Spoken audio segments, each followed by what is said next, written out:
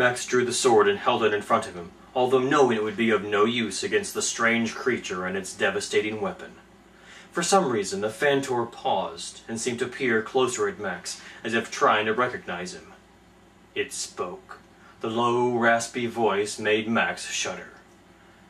"Ransom!" Max gripped the sword tightly, the tip held up and pointing at the Fantor. How had the apparition known his name? His knees felt weak, and for a moment he thought he might either pass out or be sick. He tried to speak, but his mouth was dry and his tongue felt thick and immobile. The Fantor moved forward and reached out toward Max, brushing his cheek. The touch was ice cold. The creature raised its arm to unleash a ball of flame that would engulf Max in seconds, but a voice stopped it. "Not so fast, demon!" The Fantor swirled and turned. Lord Ransom stood a few feet away, his own sword drawn and ready. The blade glowed with a golden light. "I believe I'm the ransom you seek. Let's see how you fare against a foe armed with the means to defeat you."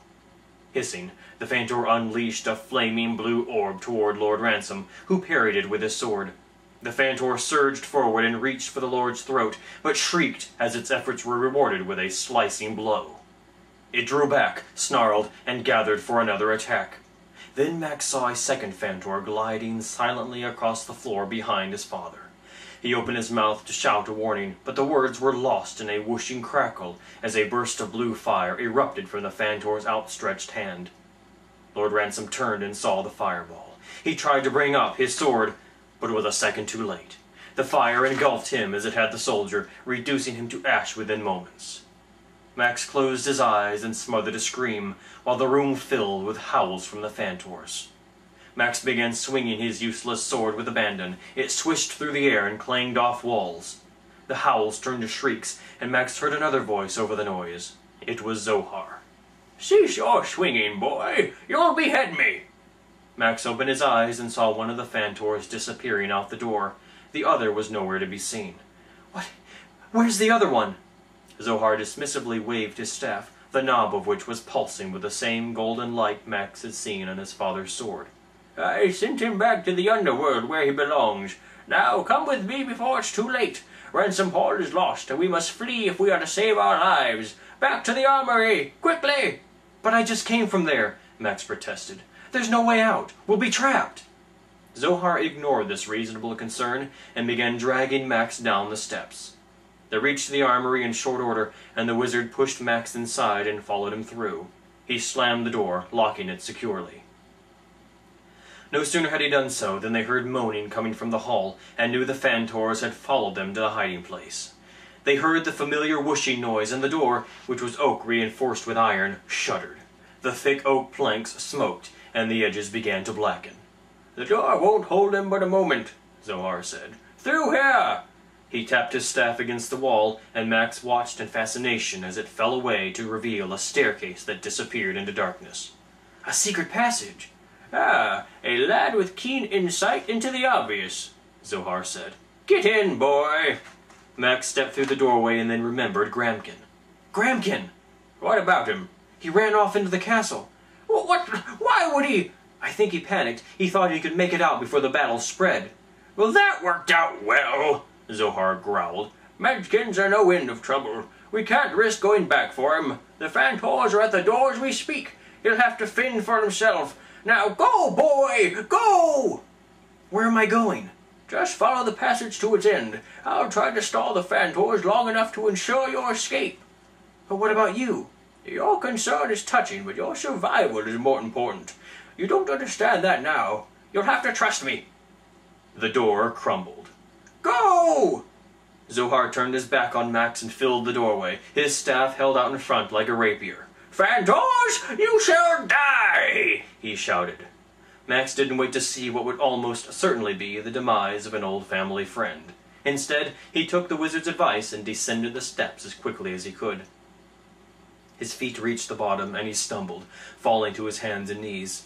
He was on dirt now, and standing up he felt around him to discover a narrow passageway. It was almost completely black, forcing him to feel his way along. As creepy as the passage was, the horrible sounds of battle from overhead kept him motivated, and he pushed forward into the darkness. In the previous crisis, he had been unable to think and react normally, but now the reality of his father's death came rushing back, and he began to run, sobbing as he stumbled through the darkness, running into walls and once thumping his head on a low beam or tree root. He was brought up short by running directly into something solid. Blinking away the stars the collision had produced in his line of vision, Max felt rough wooden beams in front of him, and then the cool metal of a door handle. He pulled, but the door refused to open. After more blind grasping, he found a lock bar. With great effort, he pushed it aside, the rust grating as the bar slid away. The door opened hesitantly as he pulled on the handle, the hinges also being rusted and long unused. Max could now hear night sounds, and the noise of battle was distant. Cautiously, he stepped through the doorway and looked around. He was in the forest surrounding Ransom Hall. He had played here many times, but didn't remember ever seeing the door. He looked back and watched with surprise as the door gradually faded away. He grabbed for it, but it slipped through his fingers and disappeared. He walked around where it would have been, but there was nothing but bushes and trees. "I hope I don't have to go back that way," he muttered. "Not likely," answered a voice. Max jumped, and his hand grasped the sword at his side. Then he recognized the voice. "Gramkin, you're safe!" "Quite, and no thanks to you. How could you abandon me like that?" You panicked and fled. I came after you and was almost killed in the process." "I never panic," Gramkin corrected. "I was merely—" He peered closely at Max. "Have you been crying?" "No, I mean, maybe just a little." "Don't blame you. I almost wet my—" "My father's dead," Max blurted. Gramkin stood speechless. "It was the Fantors. They were going to kill me. He stopped them." "This is indeed dire news," Gramkin said. "And the castle has fallen?" Max nodded. Gramkin reached into the sack he still carried and offered Max some cheese. "Eat this. Nothing takes the edge off tragedy like a bit of cheese." Max waved it away, but the smell of the cheese incited hunger, and on second thought he accepted it. He ate slowly, listening to the fading sounds of the battle. It was almost quiet now. There was one last long scream, and then silence.